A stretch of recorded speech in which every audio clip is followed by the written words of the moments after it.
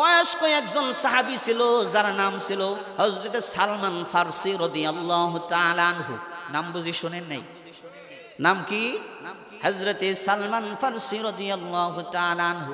মুসলমান সাহাবায়ে কেরামদের ঈমানের ঘটনাগুলো পড়বেন, সাহাবায়ে কেরামদের জীবনীগুলো পড়বেন, জীবনীগুলো শুনবেন। সাহাবায়ে কেরামদের ঈমানের ঘটনা, জীবনী ঘটনা মুসলমান শুনলে পরে পড়লে পরে দিলের ভিতরে আল্লাহ তাআলা ঈমান বাড়াইয়া দেয়।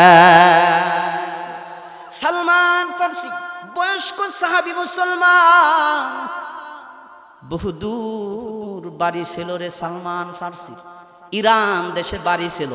কোথায়? আর আমার আপনার নবীর বাড়ি ছিল কোথায়? মক্কা মদিনায়। সালমান ফারসির বাড়ি ছিল ইরানে, ইরান দেশে বাড়ি ছিল।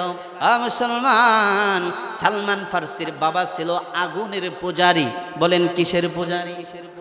বিধর্মী ছিল, আগুনের পূজারী ছিল। সেই ঘরের সন্তান হযরতে সালমান ফারসি। কিতাবের ভিতরে আসছে মুসলমান সালমান ফারসির বাবা ছিল ধনাঢ্য ব্যক্তি। কি ছিল? ধনাঢ্য ব্যক্তি ছিল। প্রিয় ভাইরা আমার, একমাত্র সন্তান হযরতে সালমান ফারসি রাদিয়াল্লাহু তাআলা আনহু। অনেক বড় ধনাঢ্য ব্যক্তির দুলাল ছিলেন হযরতে সালমান ফারসি। কিতাবের ভিতরে আসছে সালমান ফারসিকে তার বাবা শিকল দিয়া ঘরের ভিতরে আটকায় রাখতো। আল্লাহু আকবার, জোরে আওয়াজ দিয়া বলেন আল্লাহু আকবার। শিকল দিয়া ঘরের ভিতরে আটকায় রাখতো কেন? তৎকালীন সময়ের ভিতরে মানুষ অপহরণ করত, মানুষ ডাকাতি করে ছিনতাই করে নিয়ে যাইত। সালমান ফারসির বাবা একমাত্র আদরের দুলানি সন্তান, ঘরের ভিতরে শিকল দিয়া বাইন্দা আটকায় রাখতো কেন? সালমান ফারসির বাবা বলেন, যদি আমি ঘরের ভিতরে আমার সন্তানকে আটকায় না রাখি, আমার সন্তানকে কেউ যদি ছিনতাই করে নিয়ে যায়, ডাকাতি করে নিয়ে যায়, তাহলে আমার এই রাজত্বের কি হবে, এই সম্পত্তির কি হবে? শিকল দিয়া আটকে রাখতো, বাইন্দা রাখতো ঘরের ভিতরে। একদিন হযরত সালমান ফারসি বাবাকে ডাক দিয়া বলেন, বাবা, এই যে আপনি আমার এই ঘরের ভিতরে শিকল দিয়া বাইন্দা রাখেন, একদিন দুই দিন না বহুদিন হয়ে গেল বাবা, আপনার তো অসংখ্য সম্পত্তি, আমাকে দেখাইলেন না, কোনোদিন দেখলামও না। আজকে আপনি মারা গেলে পরে এই সম্পত্তির হিসাব কে মিটাইবে? এই কথা শোনার পরে সালমান ফারসির বাবা বলে, কথা তো একেবারেই সত্য, শিকলের ভান খুলে দে, শিকলের ভান খুলে দি। সালমান ফারসি রাদিয়াল্লাহু তাআলা আনহুকে তার বাবা সম্পত্তিগুলো ঘুরে ঘুরে দেখায়। একদিন, দুই দিন, তিন দিন, হঠাৎ করে একদিন সালমান ফারসি তার চোখের সামনে একটা গির্জাঘর, গির্জাঘরের সামনে আসমানি কিতাবের একজন আলেম, আসমানি কিতাবের একজন পণ্ডিত, পাদ্রী মশাই বসে বসে আসমানি কিতাবের তালিম দিচ্ছে, তালিম দিচ্ছে। একটু আওয়াজ দিয়ে বলা যাবে কি সুবহানাল্লাহ? সালমান ফারসির বড় ভালো লাগছে। আস্তে আস্তে হাঁটি হাঁটি করে যাইয়া গির্জাঘরের সামনে পাদ্রী মশাইয়ের সামনে বসে গেছে, আসমানি কিতাবের তালিম দিচ্ছে পাদ্রী মশাই। তালিমগুলো শুনে সালমান ফারসির দিলের ভিতরে বলে ঈমানি জজবা পয়দা হয়ে গেছে, সত্যিই তো দুনিয়া কিছু না, আমি যেই লাইনে আছি, আমার বাবা আগুনের পূজা করে, এই লাইনে থাকলে পরে জাহান্নাম ছাড়া আমার কোনো উপায় নাই। বলে দুনিয়ার জিন্দেগিতে আল্লাহ তাআলা আমাদেরকে পাঠাইছে বলে কেন? ঈমান আনার জন্য। জোরে বলেন কথা ঠিক কিনা? সালমান ফারসির দিলের ভিতরে ঈমানি জজবাত তামান্না পয়দা হয়ে গেল। মুসলমান গির্জাঘরের সামনে সেই পাদ্রী মশাইয়ের কাছে সালমান ফারসি কালেমা পড়ে মুসলমান হয়ে গেছে। সালমান ফারসির বাবা এবার বুঝি তারে বাড়িতে নিব, কথা কয় না, নিব। কারণ সালমান ফারসির বাবা আগুনের পূজা করে, তাকে আর ঘরের ভিতরে নেয় না। মুসলমান একটা দিন আর দুইটা দিন না, একটা বছর আর দুইটা বছর না, সালমান ফারসি সেই গির্জা ঘরে পাদ্রী মশাইয়ের সাথে 30টা বছর কাটিয়ে দিয়েছেন। আওয়াজ দিয়ে বলেন কয় বছর? 30 বছর কাটিয়ে দেওয়ার পরে পাদ্রী মশাই যখন অসুস্থ হয়ে গেছে, দুনিয়া থেকে বিদায় নিবে বাপ, বৃদ্ধ হয়ে গেছে, সালমান ফার্সি ডাক দিয়া বলেন, পাদ্রী মশাই আপনি তো দুনিয়া থেকে চলে যাবেন, আমি সালমান ফার্সি কোথায় যাব? কোথায় গেলে রে আমার আল্লাহকে আমি চিনব, আমার আল্লাহ পাওয়া যাবে, আপনি ছাড়া তো আমার কেউ নাই।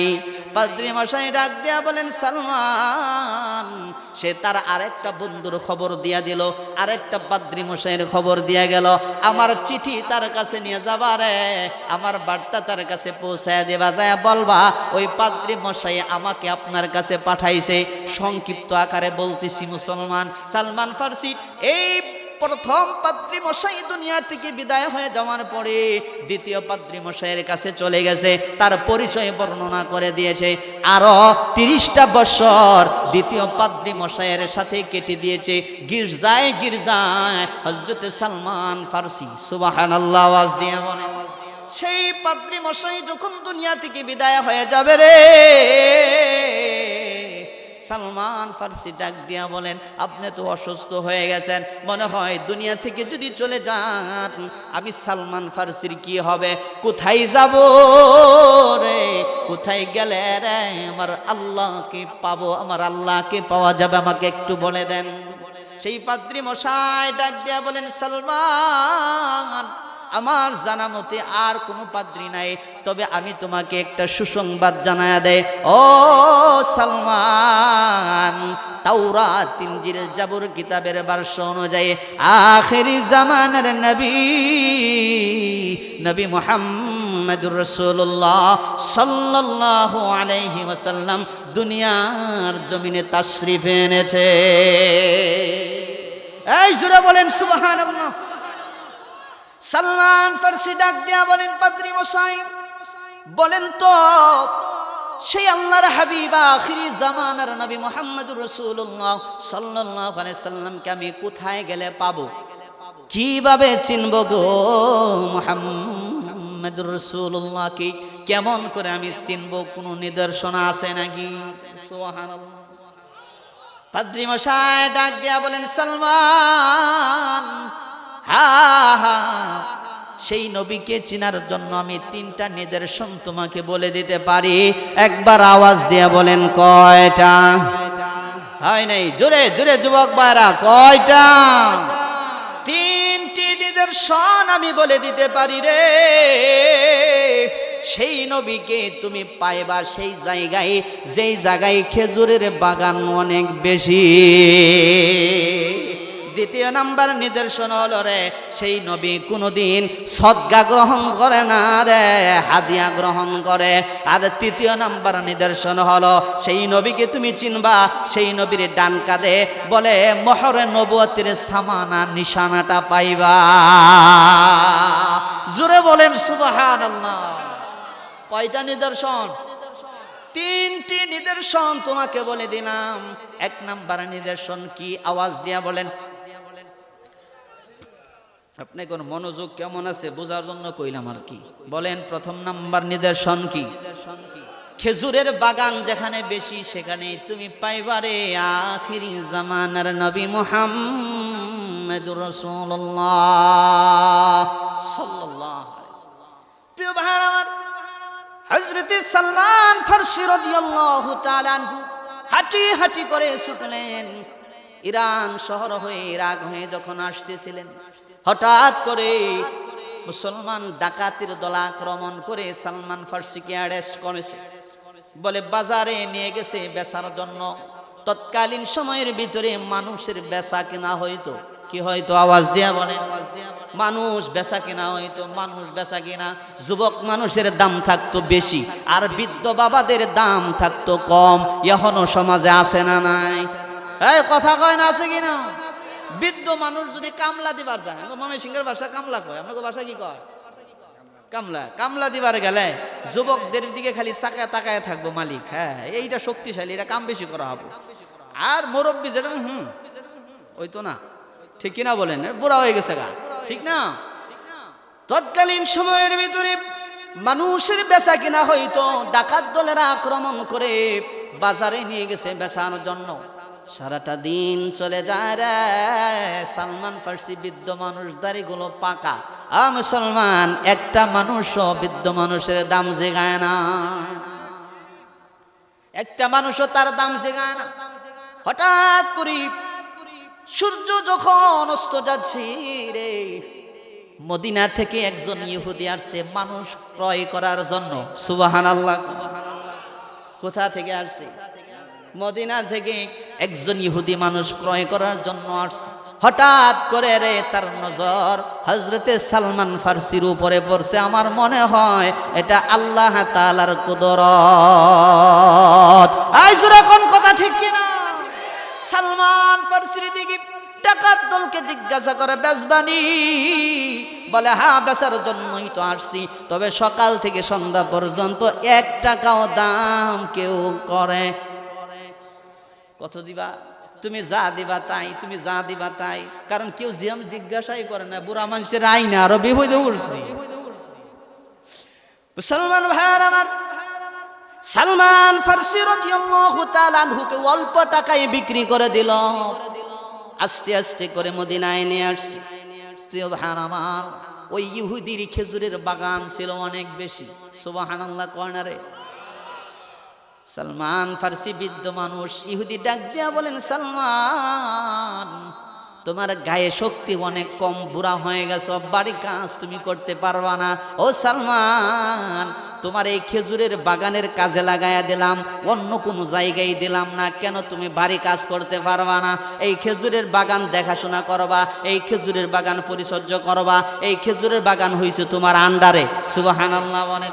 সালমান ফার্সি মদিনার খেজুরের বাগানে ডাইনে তাকারে, শুধু খেজুরের গাছ।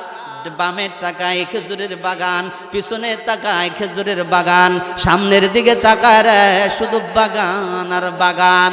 চোখের পানি ছেড়ে দিয়া কান্দে, আল্লাহ,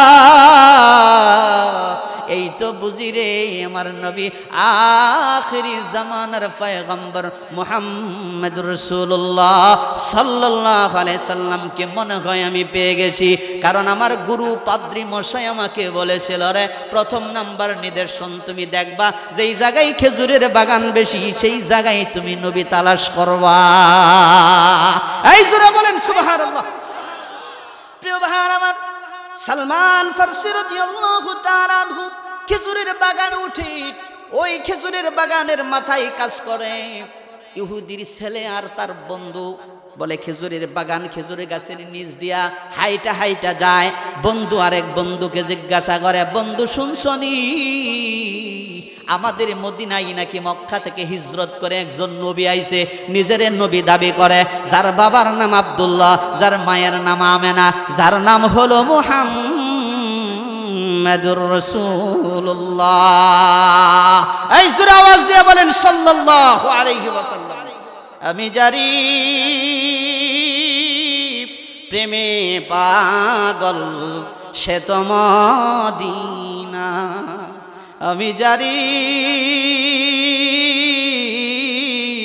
প্রেমে পাগল সে তো মদিনা, প্রেম নলে পুরে মরি, প্রেম নলে পুরে মরি, ওহে রব্বানা আমি জারি প্রেমে পাগল সে তো মদিনা।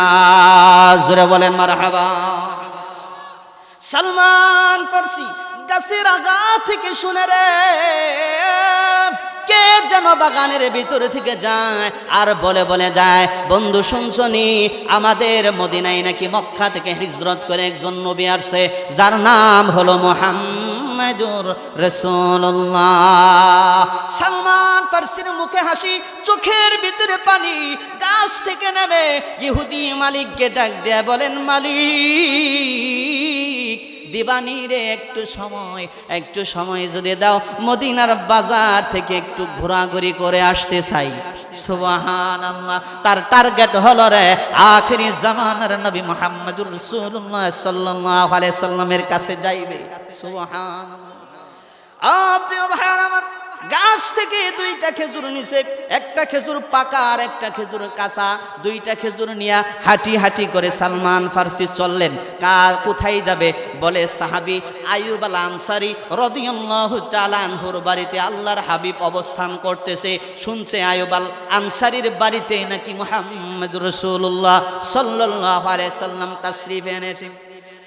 হযরতে সালমান ফার্সি ছুটলেন, হাতের তলায় দুইটা খেজুর নিয়া সালমান ফার্সি আইয়ুব আল আনসারীর বাড়ির দিকে রওনা হয়ে গেলেন। বাড়িতে যায় দেখে চতুর্দিকে সাহাবায়ে কেরাম বসা, মধ্যস্থলে আখিরি জামানার নবী মুহাম্মদ রাসূলুল্লাহ বসা। জোরে বলেন সুবহানাল্লাহ। সালমান ফার্সি বলেন, দুনিয়ার মানুষ শোনো, আমি যখন আখিরি জামানার নবী মুহাম্মদুর রাসূলুল্লাহর চেহারার দিকে তাকাইছি রে, আমার মনে হয়েছে এটাই তো হবে আমার আপনার নবী মুহাম্মদুর রাসূলুল্লাহ। কারণ এত সুন্দর চেহারা জিন্দেগিতে কোনোদিন আমি সালমান দেখি নাই। সালমান ফার্সি আল্লাহর হাবিবের জবান থেকে তালিম শুনতেছে। তালিম শোনার পরে, তালিম শেষ হয়ে যাওয়ার পরে এবার সালমান ফার্সি তার পরিচয় দিলেন। নবী গো, বহুদূর থেকে আসছি নবী, বাড়ি হলো ইরানের, আমার বাবা ছিল আগুনের পূজারী। নবী গো, গির্জায় গির্জায় বহু বছর কাটিয়ে দিয়েছি। ইয়া রাসূলুল্লাহ, আমি শুনেছি আপনি দুনিয়ার জমিনে তাশরীফ আনছেন। নবী গো, অনেক কষ্ট করে আমি আপনার কাছে আসছি। নবী গো, আসার সময় আপনার জন্য দুইটা খেজুর সদকা নিয়ে আসছি। বলেন তো দেখি আমার নবী সদকা গ্রহণ করবে নাকি? এই কথা কয় না। আল্লাহর হাবিব সদকা গ্রহণ করেন নাই, ডাক দেয়া বলেন, সালমান, আমি নবী সদকা নেই না রে, আমি নবী হাদিয়া গ্রহণ করি। হাদিয়া দেওয়াও সুন্নত, হাদিয়া নেওয়াও সুন্নত। জোরে আওয়াজ দিয়া বলেন সুবহান। আমি নবী সদকা নেই না রে। সালমান ফার্সি চলে আসলেন, মনের ভিতরে অনেক আনন্দ। কেন? 2 নম্বর নিদর্শন পেয়ে গেছে। 2 নম্বর হলো আল্লাহর হাবিব কোনদিন সদকা নেয় না, হাদিয়া গ্রহণ করে নাই। আরেকদিন সালমান ফার্সি এবার তার টার্গেট হলো 3য় নম্বর নিদর্শন যাচাই বাছাই করবে। 2টা খেজুর হাতের ভিতরে নিয়ে যায়, কয়, নবী গো, ইয়া রাসূলুল্লাহ, একেবারে আল্লাহর রাসূলের পিছনে বসে গেছে। 2টা খেজুর হাদিয়া দিয়া বলেন, নবী গো, আজকে সদকা না, আমি সালমান আপনার জন্য হাদিয়া নিয়ে আসছি। একেবারে পিছনে গেছে বসে গেছেন আল্লাহর হাবিব। তার গায়ে থেকে বলে গায়ের চাদরটা বলে শরীর চুলকানোর ছলনায় হতে পারে আল্লাহ তাআলার কুদরত হতে পারে। জোরে বলেন কথা ঠিক কিনা? বলে শরীর চুলকানোর ছলনায় চাদরটা একটু পরে গেছে, ডান কাটটা বাহির হয়ে গেছে। বলে মোহরে নবুয়তের চিহ্নটা বলে ডান কাদের উপরে ঝলমল করতেছিল। একবার আওয়াজ দিয়ে বলা যাবে কি সুবহানাল্লাহ? মোহরে নবুয়তের সামান, মোহরে নবুয়তের নিশানা ডান কাদের উপরে ঝলমল করতেছিল। হযরতে সালমান ফার্সি আর বসে থাকতে পারে না, পিছনের দিক দিয়া দৌড় দিয়া যাইয়া আল্লাহর হাবিবকে জড়িয়ে ধরিয়া বলে মোহরে নবুয়তের সামানায় একটা চুমা লাগাইয়া দিস। পাইছি রে আখিরি জামানার নবী মুহাম্মদুর রাসূলুল্লাহ। নবী গো, বহু দূর থেকে আসছি, বহু কষ্ট করছি গো নবী, আর জাহান্নামের দলে থাকতে চাই না। আমাকে জলদি করে আপনি কালেমা পড়াইয়া আবার মুসলমান বানায়া দেন। আল্লাহর হাবিব বললেন, সালমান, পড় লা ইলাহা ইল্লাল্লাহু মুহাম্মাদুর রাসূলুল্লাহ সাল্লাল্লাহু আলাইহি ওয়াসাল্লাম। প্রিয় ভাইয়ের আমার, মজার ঘটনা কি জানেন? সালমান ফার্সি রাদিয়াল্লাহু তাআলা আনহু কালেমা পড়ে মুসলমান হয়ে যখন আবার ইহুদি মালিকের বাড়ি আসতেছিলেন তার বাগানে, ইহুদি মালিক শুধু টার্গেটে রাখে সালমান যায় কই যা, টার্গেট রাখে। সালমান ফার্সিরে দাঁড়া করাইছে পথে, দাঁড়াও, কোথায় গিয়েছিলে? বলেন, মুসলমান কি মিথ্যা বলে? কথা কয় না, মুসলমান মিথ্যা বলে। প্রিয় ভাই আমার, সালমান ফারসি রাদিয়াল্লাহু তাআলা আনহু ডাক দিয়া বলেন, ইহুদি মালিক আমার মনিব, আমি গিয়েছিলাম আখিরি জামানার নবী মুহাম্মদুর রাসূলুল্লাহর দরবারে, আইয়ুব আল আনসারীর বাড়িতে। ইহুদি মালিক, আমি তো কালেমা পড়ে নতুন ধর্ম গ্রহণ করে মুসলমান হয়ে গেছি। জোরে আওয়াজ দিয়ে বলেন সুবহানাল্লাহ।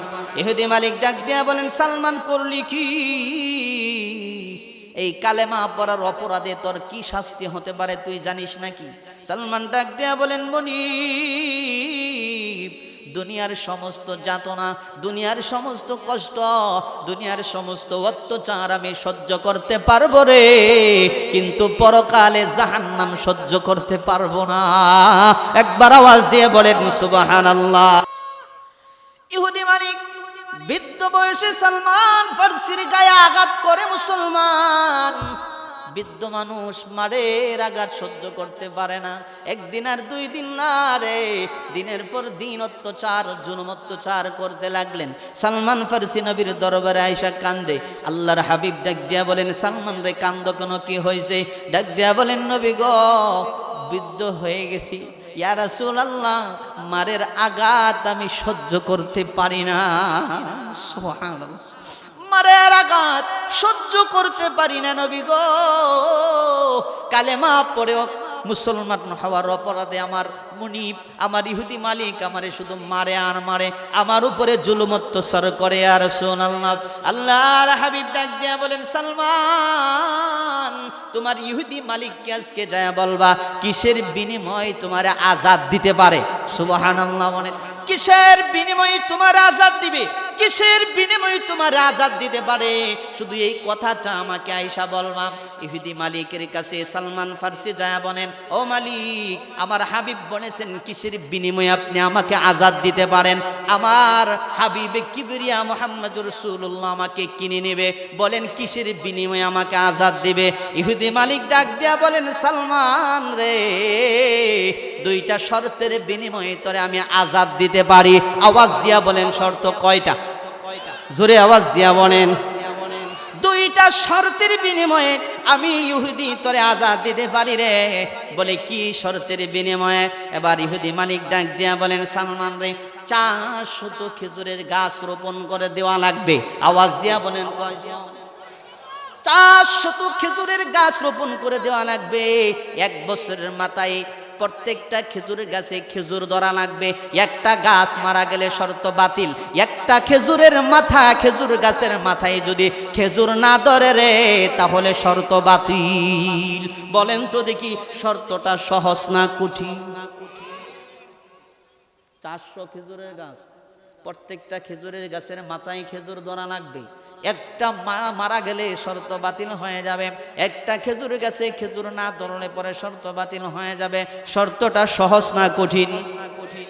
আল্লাহর হাবিবের দরবারে হযরত সালমান ফারসি রাদিয়াল্লাহু তাআলা আনহু যায় বলেন, নবী গো, আমার ইহুদি মালিক এত নিষ্ঠুর, এত বড় শর্ত, এত কঠিন শর্ত আমারে দিছে রে, জিন্দেগিতে এই শর্ত মানার মতো সাহস শক্তি আমার কাছে নাই। আল্লাহর হাবিব বললেন, সাহাবী সালমান, বলো না কি শর্ত তোমার ইহুদি মালিক তোমারে দিয়েছে?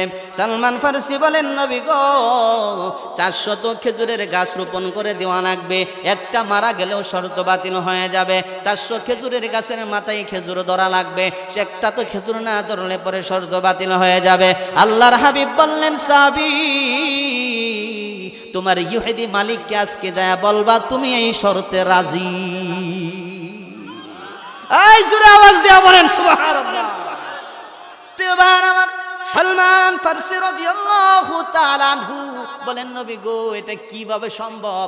আল্লাহর হাবিব বললেন, সাহাবীরে, টেনশন করো না, চিন্তা করার কোনো প্রয়োজন নাই, আমি নবী নিজে যাইয়া খেজুরের গাছ রোপণ করে দেব। প্রিয় ভাই আমার, মদিনায় আজও যদি আপনারা যান, মদিনায় যাইয়া শুধু কোনো ড্রাইভারকে যদি বলেন আমি সালমান ফারসির খেজুরের বাগানে যাব, আজও পর্যন্ত 1450 বছর পরেও আজও পর্যন্ত সালমান ফারসির খেজুরের বাগান মদিনায় আছে। প্রিয় ভাই আমার, সালমান ফারসি রাদিয়াল্লাহু তাআলা আনহু ইহুদি মালিককে বললেন, মালিক, আমার হাবিব বলেছে এই শর্তে আমি রাজি আছি। সুবহানাল্লাহ বলেন। সাহাবায়ে কেরামদেরকে সাথে নিয়ে, অনেক লম্বা ঘটনা সংক্ষিপ্ত আকারে বলি, সাহাবায়ে কেরামদেরকে সাথে নিয়ে আল্লাহর হাবিব সাল্লাল্লাহু আলাইহি ওয়াসাল্লাম হযরতে সালমান ফারসিকে সাথে নিয়ে খেজুরের গাছ একটা একটা করে রোপণ করতে লাগলো। একবার চিল্লাইয়া আওয়াজ দিয়ে বলা যাবে কি সুবহানাল্লাহ? আল্লাহর হাবিবের বরকতি হাত দিয়া একটা একটা করে খেজুরের গাছ রোপণ করতে লাগলো। 399টা আল্লাহর হাবিব তার কুদরতি হাতে লাগাইছে। কয়টা হয় নাই? জোরে বলেন কয়টা? 399টা হাবিবে কিবরিয়ার বরকতে হাতে আল্লাহর রাসূল রোপণ করেছে। হযরত ওমর ছিলেন পাশে। নবী গো, একটা চান্স কি আমারে দেওয়া যায়? কি কয় নবী গো, একটা চান্স কি আমারে দেওয়া যায়নি? বলে কি করবা? আমিও একটা রোপণ করতাম। বলে তাই নাকি? হ্যাঁ। আল্লাহর হাবিব উমরের হাতে তুলে দিলেন। হযরত উমর রাদিয়াল্লাহু তাআলা আনহু যে চান্স চেয়েছিল একটা খেজুরের গাছ রোপণ করবে, রোপণ করছেই ঠিক হয়। 399টা জীবিত হয়েছে। উমর যেটা লাগাইছে মরে গেছে। আল্লাহু আকবার কয় না রে? উমর যেটা লাগাইছে সেটা নাই, সেটা মারা গেছে। সালমান ফারসি ডাক দিয়া বলেন, নবী গো, সর্বনাশ হয়ে গেছে। কারণ ইহুদির শর্ত হলো একটা খেজুরের গাছ মারা গেলে শর্ত বাতিল। জোরে বলেন কথা ঠিক কিনা? ইয়া রাসূলুল্লাহ, ইয়া হাবিবাল্লাহ, গো নবী, উমর যেইটা লাগাইছিল এইটা তো মারা গেছে। বলে তাই নাকি? শর্ত তো বাতিল হয়ে গেল। হযরতে সালমান ফারসির চোখে পানি। আল্লাহর হাবিব সাল্লাল্লাহু আলাইহি সাল্লাম বললেন, সাহাবীরে টেনশন করার কোনো কারণ নাই, চলো আমার সাথে। আল্লাহর হাবিব মৃত খেজুরের গাছটা তুইলা আবার লাগায়া দিছে, জীবিত হয়ে গেছে। 400 খেজুরের গাছ জীবিত হইয়া 1 বছরের মাথায় 400 খেজুরের গাছে খেজুর ধরেছে। এই জোরে বলেন সুবহানাল্লাহ। প্রিয় ভাই আমার এই কথা বলার কারণ কি জানেন? হাজারো দুঃখ কষ্ট যাতনা সহ্য করছে রে, কিন্তু ঈমান দেয় না। সেই জন্যই তোমার আল্লাহ তাআলা বলেন, আমিনু কামা আমানান নাস, ঈমান আনো তাদের মতো ঈমান রে, যারা ঈমানের জন্য জীবন দিছে রে, কিন্তু ঈমান দেয় না। ঠিক কিনা বলেন?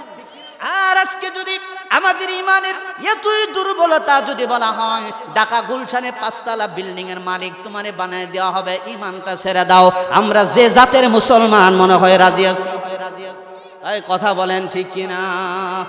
মুসলমান, একটা বার চিন্তা করে দেখছো নি, গুনায় গুনায় তোমার হায়াতের জিন্দিগি শেষ হয়ে যাচ্ছে। ঘন্টার পর দিন শেষ হচ্ছে, দিনের পর রাত শেষ হচ্ছে, রাতের পর সপ্তাহ যাচ্ছে, সপ্তাহের পর মাস যাচ্ছে, মাসের পর বছর যাচ্ছে, বছরের পর বছর, হায়াতের 80 বছর কুইন্দা গেছে, টের পাও নাই। ঠিক কিনা বলেন? তোমার গুনাহ দিন ফুরাইয়া যাইবে, যৌবনে লাগবে বাটি, ওই যে দেখো ডাকিতেছে তোমায় কবরের মাটি। ঠিক কিনা? তোমার গুনাহ দিন ফুরাইয়া যাইবে, যৌবনে লাগবে বাটি, বন্ধু গুনাহ দিন ফুরাইয়া যাইবে, যৌবনে লাগবে বাটি, ওই যে দেখো ডাকিতেছে তোমায় কবরের মাটি, ওই যে দেখো ডাকিতেছে তোমায় কবরের মাটি। সন্ধ্যার আগে যেদিন ডুববে রে বেলা, এক পলকে ভেঙ্গে যাইবে তোমার রঙ্গেরই মেলা। ঠিক না? সন্ধ্যার আগে যেদিন ডুববে রে বেলা, এক পলকে ভেঙ্গে যাইবে তোমার রঙ্গেরই মেলা। কারে দিবা তুমি জুরে ধমক, কার মাথায় বাংবা লাঠি, কারে দিবা তুমি জোরে ধমক, কার মাথায় বাংবা লাঠি, ওই যে দেখো ডাকিতেছে তোমায় কবরের মাটি, ওই যে দেখো ডাকিতেছে তোমায় কবরের মাটি। চিল্লায় আওয়াজ দিয়ে বলেন কথা ঠিক কিনা? থাকা যাবে? কথা কয় না। থাকা যাবে, থাকা যাবে, থাকা যাবে। হ্যাঁ, দুনিয়া থাকার জায়গা, থাকা যাবে। সেই জন্যই আল্লাহ রাব্বুল আলামিন সূরাতুল আসরের 103 নম্বর সূরার ভিতরে সর্বপ্রথম সময়ের কসম খায়া কয় ওয়াল আসরি ইন্নাল ইনসানা লাফি খুসর, মানুষ সকল মানুষই ক্ষতিগ্রস্তের ভিতরে, তবে তারা না রে যারা ঈমানদার, তারা না যারা ঈমানদার, ইল্লাল্লাযীনা আমানু, যারা ঈমান আনছে রবের উপরে। আওয়াজ দিয়ে বলেন কথা ঠিক কিনা? ঈমানদার ক্ষতিগ্রস্তের ভিতরে থাকবে না, ঈমানদার দুনিয়ার জমিনে কারো উপর ভরসা করবে না, ঈমানদার কারো কাছে সাহায্য চাইবে না। বিপদ যতই বড় আসুক না কেন, মুসিবত যতই বড় আসুক না কেন, সাহায্য যিনি করবেন আওয়াজ দিয়া বলেন তিনি কে? ওয়া কানা হাক্কান আলাইনা নাসরুল মুমিনিন।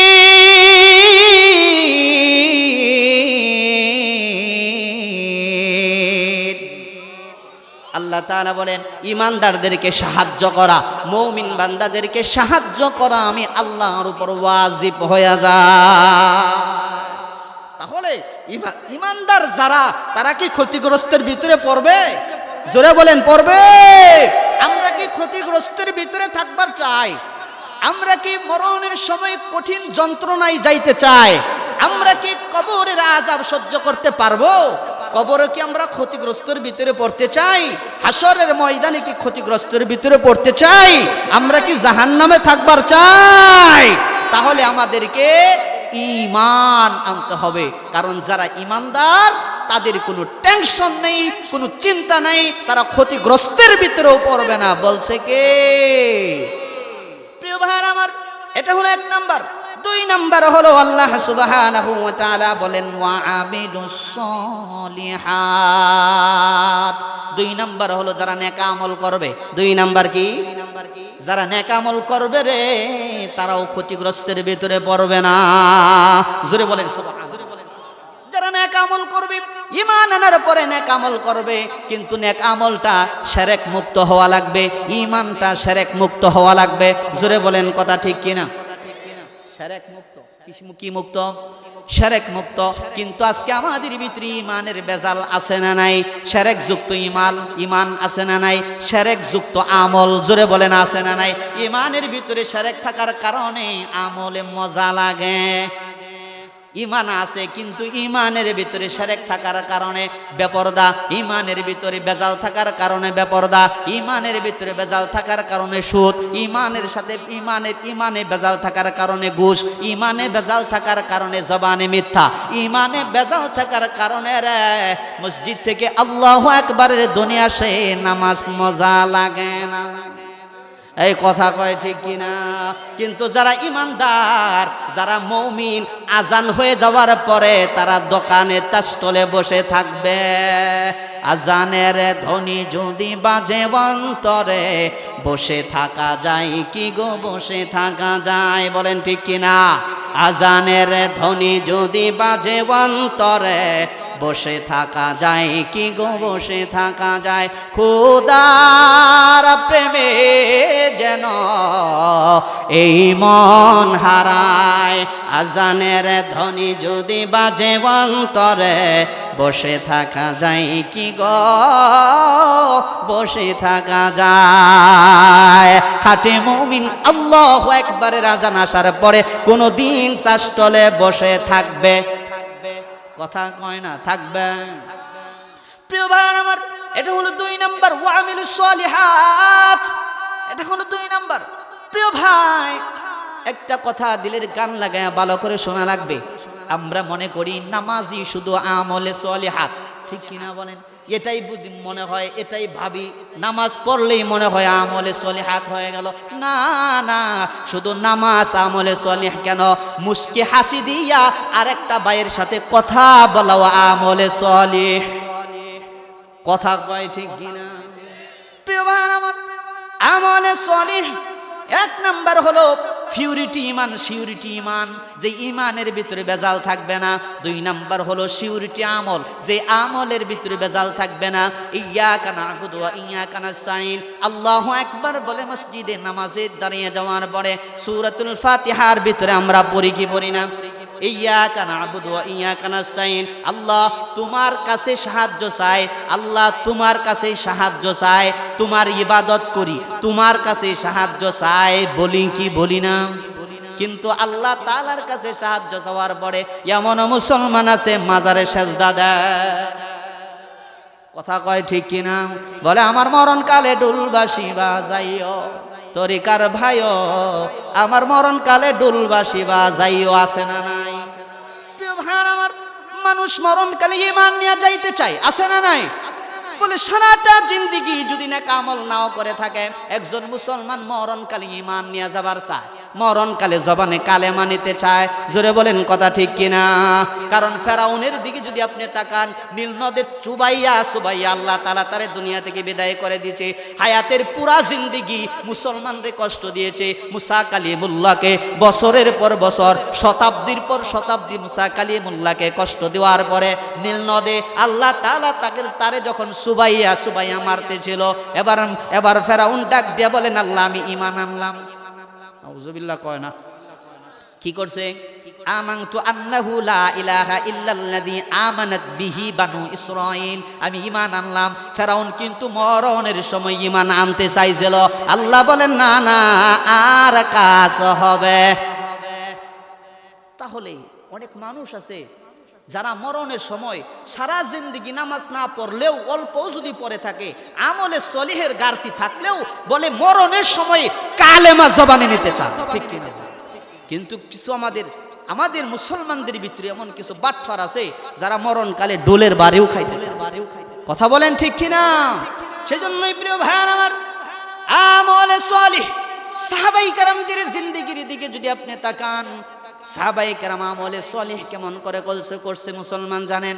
বলে পায়ের জুতার স্যান্ডেলের ফিতা ছিঁড়ে গেছে, বলে মানুষের কাছে চায় না, বলে পকেটে টাকা আছে রে, বাজারে জুতা আছে, ফিতা আছে, কিন্তু মানুষের কাছে চায় না। আগে 2 রাকাত নামাজ পড়ে আমার আল্লাহ তাআলার কাছে চাইছে, আল্লাহ পায়ের জুতার স্যান্ডেলের ফিতা ছিঁড়ে গেছে, তুমি ব্যবস্থা করে দাও। সুবহান। তাদের জিন্দেগি আমাদেরও জিন্দেগি, জোরে বলেন কথা ঠিক কিনা? প্রিয় ভাই আমার, সেই জন্যই নামাজের কোনো বিকল্প নাই। যখন ওই মুসিবতে পড়ে যাবেন, বিপদে পড়ে যাবেন, 2 রাকাত নামাজ পড়ে আল্লাহর কদমে 4টা সেজদা দিয়া আমার আল্লাহর কাছে চাইবেন। আল্লাহ বলেন, বান্দারে চাওয়ার মতো যদি চাস, আমি আল্লাহ দেওয়ার মতো প্রস্তুত আছি। জোরে বলেন সুবহানাল্লাহ। কিন্তু আমরা চাওয়ার মতো চাইতে পারি? জোরে বলেন, চাওয়ার মতো চাইতে পারি? সামান্য 1 মিনিটে একটা ঘটনা আপনাদেরকে বলে দিই। হযরতে শাহজালাল আমিনী রাহমাতুল্লাহি আলাইহির নাম শুনছেন তো সবাই নাকি? বাড়ি ছিল এমন দেশে। কোথায়? শাহজালাল আমিনী এমন দেশে বাড়ি ছিল রে। কালেমার পতাকা, কালেমার দাওয়াত নিয়ে শাহজালাল আমিনী রাহমাতুল্লাহি আলাইহি সিলেটের ভূখণ্ডে আসছিল। বলে সিলেট প্রবেশ করার সময় একটা দরিয়া পড়ে। বলেন তো দরিয়ার নাম কি? সুরমা, ঠিক কিনা বলেন? এই দরিয়ার কাছে যখন গেছে, বলে কুখ্যাত সন্ত্রাসী গৌর গোবিন্দ যখন শুনতে পারছে ইয়ামেন দেশ থেকে হযরতে নাম কি শাহজালাল আমিনী রাহমাতুল্লাহি আলাইহি তার সঙ্গের সাথীদের কি নিয়ে কালেমার দাওয়াত দেওয়ার জন্য আসতেছে। কি দিয়ে আসবে? বলে তৎকালীন সময় যে যানবাহন যেগুলা ছিল আর কি, নদী পারাপারের জন্য কুখ্যাত সন্ত্রাসী গৌর গোবিন্দ শাহজালাল যেন দরিয়া পাড়ি দিতে না পারে সবগুলো একসাথ করছে। মানে দরিয়া পাড়ি দিতে দিবেও না, সিলেটে আসতেও দিবে না, কালেমার দাওয়াত পৌঁছাইতেও দিবে না। এটা ছিল গৌর গোবিন্দর টার্গেট। কিন্তু হযরত শাহজালাল সঙ্গের সাথীদেরকে নিয়ে যখন সেই দরিয়ার সামনে যখন আসছে, শাহজালাল আমিনীর সামনে, দরিয়ার সামনে আইসা দেখে কি দিয়া পাড়ি দিবে? যানবাহন নাই, নৌকা নাই, ট্রলার নাই, লঞ্চ নাই, ব্রিজ নাই, কি দিয়া পাড়ি দিবে? যাই নামাজ বিছাইয়া 2 রাকাত নামাজ পড়ে আমার আল্লাহ তাআলার কদমে সেজদা দিয়ে আমার আল্লাহ তাআলার কাছে চাইছে, মালিক গো তোমার কালেমার দাওয়াত দেওয়ার জন্য সিলেটের জমিনে যাব, কি দিয়া যাব? টলার নাই, ব্রিজ নাই, লঞ্চ নাই, কিছুই নাই, কি দিয়া যাব? মালিক গো ব্যবস্থা কর, যতক্ষণ না পর্যন্ত তুমি ফয়সালা না করবা জমিনে কপাল লাগাইছি, সেজদা দিছি, মাথা উঠাইব না। এই জোরে বলেন সুবহানাল্লাহ।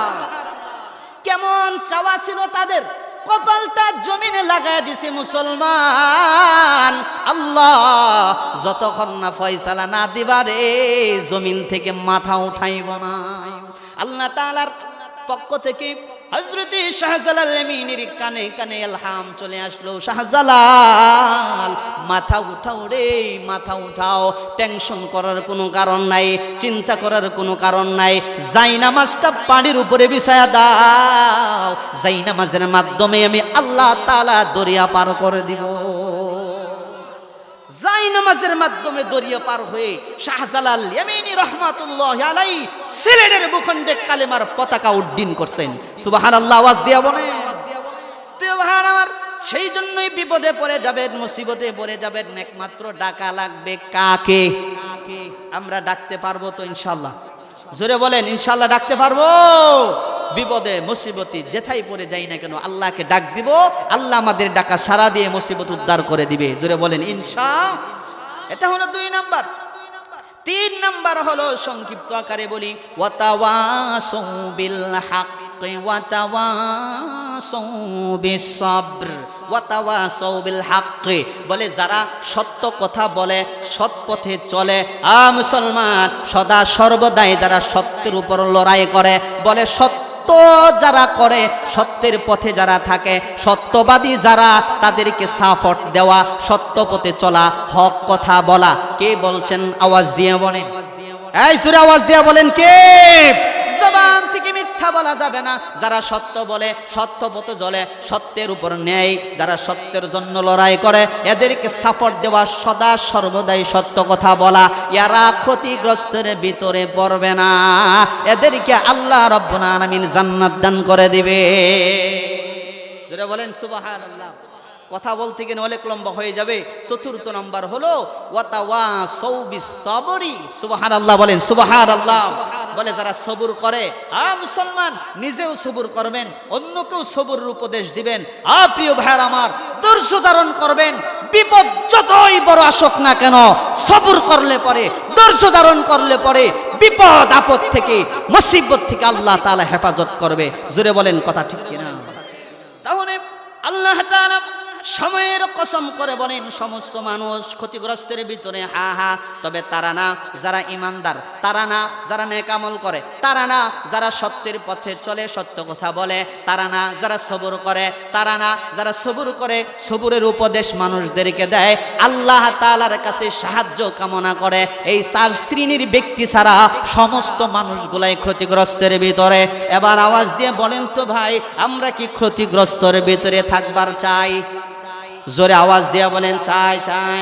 তাহলে এই 4টা গুণ আমাদের অর্জন করার দরকার আছে না নাই? কারণ আমরা জান্নাতে যাইবার চাই। কথা বলেন ঠিক কিনা? আল্লাহ রাব্বুল আলামিন, আপনি কি জানেন স্পষ্ট কোরআনুল কারীমের ভিতরে আল্লাহ তাআলা জানিয়ে দিয়েছেন, ইন্নাল্লাহা আশতারা মিনাল মুমিনিনা আনফুসাহুম ওয়া আমওয়ালাহুম বিআন্না লাহুমুল জান্নাহ। আল্লাহ তাআলা আমার জান, আমার মাল, এটা কার? আওয়াজ দিয়া বলেন। হয় নাই? জোরে বলেন কার? আমাদের জান এবং মাল আল্লাহ রাব্বুল আলামিন কিনে নিছে, খরিদ করে নিয়েছে। বলে দুনিয়াতে বেচা কেনা হয় টাকা দিয়া। বলেন কি দিয়া? সৌদি আরব গেলে সেই জায়গায় রিয়াল দিয়া, ঠিক কিনা? তুরস্কে যদি যান সেখানে লিরা দিয়া, তারপরে আমেরিকাতে যদি যান সেখানে চলে ডলার, ইউরো। জুড়ে বলেন ঠিক কিনা? এক এক দেশে যাবেন, এক এক দেশের মুদ্রা, এক এক দেশের টাকা পয়সা চলে। কারণ বাংলা টাকা নিয়া বলে ইরাকের জমিনে গেলে 1 টাকারও পয়সা পাওয়া যাবে না। কি বলেন? 1 টাকারও সদাই বাজার পাওয়া যাবে? পাওয়া যাবে? পাওয়া যাবে না। সেজন্যই মুসলমান ভাইরা আমার, আল্লাহ রাব্বুল আলামিন বলেন, আমি আল্লাহ তাআলা দামি জিনিস দিয়া, দুনিয়ার জমিনের টাকা দিয়া না, ইউরো দিয়া না, রুপিয়া দিয়া না, না না ডলার দিয়া না রে, আমি আল্লাহ তাআলা বান্দার সাথে বেচা কেনা করছি কি দিয়া জানো? ইন্নাল্লাহা আশতারা মিনাল মুমিনিনা আনফুসাহুম ওয়া আমওয়ালাহুম বিআন্না লাহুমুল জান্নাহ। দামি জান্নাত দিয়ে আমি আমার বান্দাদের জান এবং মালকে খরিদ করে নিয়েছি। সুবহানাল্লাহ নাই? জোরে আওয়াজ দিয়া বলেন সুবহানাল্লাহ। আল্লাহ তাআলা আমাদেরকে জান্নাত দিছে। কি দিছে? এই যুবক ভাই, আওয়াজ করুন যাব না। আল্লাহ তাআলা আমাদেরকে জান্নাত দিছে। আল্লাহ তাআলা আমাদের কাছ থেকে জান এবং মাল কিনা নিছে। সুবহানাল্লাহ বলেন। আচ্ছা, আল্লাহ তাআলা জান মাল কিনা নেয় কি তার আন্ডারে রেখে দিছে নাকি? আল্লাহ তাআলা বলেন, বান্দারে না, জান দিয়ে আমি কি করব, মাল দিয়ে আমি কি করব? আমি আল্লাহ তাআলা তো তোমার কাছ থেকে জান এবং মাল কিনে নিছি সত্য, কিন্তু জানের আমার দরকার নাই রে, মালের আমার দরকার নাই। আমি আল্লাহ তাআলা জান এবং মালটা তোর কাছে বান্দারে আমানত রাখছি। সুবহানাল্লাহ বলেন। আল্লাহ তাআলা জান এবং মাল আমার আপনার কাছে আমানত রাখা কো বান্দারে, তোর কাছে আমানত রাখলাম, কিন্তু আমানতের খেয়ানত করবি না। ম্যানেজারের কাছে মালিক যদি 5 লাখ টাকা দিয়া কয় তোমার কাছে এটা আমানত রাখলাম, খবরদার আমার বিনা অনুমতিতে ট্রাস্ট করবা না। কথা বলেন ঠিক কি না? তাহলে ম্যানেজার যদি তার নিজের মালিকের কথা না শুনা বিনা অনুমতিতে যদি 5 লক্ষ টাকা বিভিন্ন জায়গায় খরচ করে, কৈফিয়ত দেওয়া লাগবে কিনা? এখন যাত্রার প্যান্ডেলে যদি দেয়া দেয়, ঠিক কিনা বলে, কৈফিয়ত দেওয়া লাগবে কিনা মালিক রে? আল্লাহ তাআলা ডাক দিয়া বলেন, গোলাম শুনো, আমি রব আল্লাহ তাআলা জান এবং মাল তোমার কাছে আমানত রাখছি, তোমার আমি আল্লাহ জান্নাত দিছি। কেমন জান্নাত দিছি শুনবা? খালিদিনা ফিহা লা ইয়াবগুনা আনহা হিওয়ালা। একবার আল্লাহু আকবার জোরে বলা যাবে? খালিদিনা ফিহা লা ইয়াবগুনা আনহা হিওয়ালা। বান্দারে এমন সুন্দর জান্নাত আমি তোর জন্য প্রস্তুত করে রাখছি, যেই জান্নাতের ভিতরে ঢুকলে পরে রে কোনোদিন বাহির হইতে চাইবি না। এমন সুন্দর করে আমি আল্লাহ জান্নাত সাজাইছি একমাত্র তোর জন্য। সুবহানাল্লাহ বলেন সুবহানাল্লাহ। আল্লাহ তাআলা বলেন, বান্দারে বাহির হওয়ার কোনো প্রয়োজন নাই, তুই বাহির হওয়ার জন্য প্রস্তুত নিবি না, চাইবি না, বাহির হওয়ারও কোনো প্রয়োজন পড়বে না। এমন সুন্দর করে আমি আল্লাহ জান্নাত বানাইছি। সুবহানাল্লাহ। সেই জান্নাত দিয়া আল্লাহ তাআলা আমার আপনার জান মাল কিনা নিছে। এবার আওয়াজ দিয়া বলেন, জান কার? কয় না রে। বিন্দু পরিমাণ সন্দেহ যদি কারো থাকে তার ঈমান চলে যাবে। আওয়াজ দিয়া বলেন, জান কার? দুইটা হাত তুলে বলেন, মাল কার? জোরে জোরে, জান কার? মাল কার? সন্দেহ আছে? জান আল্লাহর, মাল আল্লাহর। আল্লাহ আমাদের কাছে আমানত রাখছে। জোরে বলেন, কি রাখছে? এখন আপনার পকেটে কয়টা আছে, এটা কার? এখন যদি আমার কথা কয় না, আমার না আল্লাহর? আল্লাহ ইচ্ছা করলে মুহূর্তের ভিতরে তছনছ করে দিতে পারে, ঠিক কিনা? ও মুসলমান, আমি কয়েকটা দেশে সফর করেছি। আপনি তুরস্কের দিকে তাকান, কিছুদিন পূর্বেই ভূমিকম্পে বলে রাজাকে একেবারেই বলে রাস্তার ফকির বানিয়ে দিয়েছে, ধূলিসাৎ করে দিয়েছে, মিনিটের ভিতরে চোরমার করে সব শেষ হয়ে গেছে। আওয়াজ দিয়া বলেন, কথা ঠিক কিনা? তাহলে বুঝতে হবে জান আল্লাহর, মাল আল্লাহর। আল্লাহ ইচ্ছা করলে তার জান তার মাল আল্লাহ ইচ্ছা করলে সাথে সাথেই নেওয়া যাইতে পারে, কারণ ক্ষমতা আল্লাহর হাতে। জান আর মাল আমানত রাখছে। কথা কোন ঠিক কিনা? মালিক যদি ম্যানেজার কে ম্যানেজার দিছিলাম না তোমারে 5 লাখ টাকা দেও, ম্যানেজারের বাহির খবর ক্ষমতা আছে রেখে দিবার লাগিয়া, কারণ মালিকে তার কাছে আমানত রাখছে। আল্লাহ তাআলা জান মাল আমার কাছে আমানত রাখছে, ইচ্ছা করলে মিনিটের ভিতরে তছনছ করে দিয়া নিয়ে যাইতে পারে, ঠিক কিনা? আওয়াজ দিয়া। এবার জান কার, মাল কার? এবার আল্লাহ কয়, বান্দারে আমি তোর কাছে আমানত রাখছি, আমি মাঝে মাঝে তোরে টাচ দিমু আমার রাস্তায় দিবার লাগিয়া। সুবহানাল্লাহ। মাঝে মাঝে টাচ দিব, মাঝে মাঝে আল্লাহ কইছে দে, আমি যেন বলবো সেন দিবি, আমার বিনা অনুমতিতে একটা টাকাও খরচ করতে পারবি না। এখন আপনার পকেটের টাকা এটা তো আল্লাহর। এখন এই থেকে 100 টাকা যদি যাত্রার ভ্যান্ডেলও দিয়া দেন, মনে হয় ধরা পড়বেন না। কথা কয় না? ধরা পড়া লাগবো কি লাগবো না? কারণ আল্লাহ তাআলার বিনা অনুমতিতে দিউন যাব। আর আল্লাহ তাআলাকে কইছে গানের প্যান্ডেলে দেয়া দে 100, কিন্তু আল্লাহ তাআলার হাবিবে কিবরিয়া মুহাম্মদুর রাসূলুল্লাহ সাল্লাল্লাহু আলাইহি সাল্লামের মাধ্যমে আল্লাহ তাআলা জানিয়ে দিয়েছেন, হাবিবে কিবরিয়া বলেন, মান বানা লিল্লাহি মাসজিদান বানাল্লাহু লাহু বাইতান ফিল জান্নাহ। আল্লাহ তাআলার জন্য যারা দুনিয়ার জমিনে ঘর নির্মাণ করবে, জান্নাতে আল্লাহ তার জন্য ঘর নির্মাণ করবে। সুবহানাল্লাহর আওয়াজ হয় নাই, জোরে বলেন। আমরা কি জান্নাতে ঘর বাড়ি বানাইতে চাইনিও? জোরে বলেন, চাই কি চাই না? তাহলে আল্লাহ তাআলা বলছেন, দে এই আমার ঘর মসজিদে। আল্লাহর হাবিবও বলছেন, যারাই আল্লাহর জন্য ঘর বানাবে, আল্লাহ জান্নাতে তাদের জন্য ঘর বানাবে। তাহলে জানও আল্লাহর, মালও আল্লাহর। আল্লাহ বলছেন দেওয়ার জন্য, আল্লাহর হাবিব বলছেন দেওয়ার জন্য। এইখান থেকে যে যা পারি আল্লাহর ঘর মসজিদে দেওয়ার জন্য প্রস্তুত আছি তো ইনশাআল্লাহ?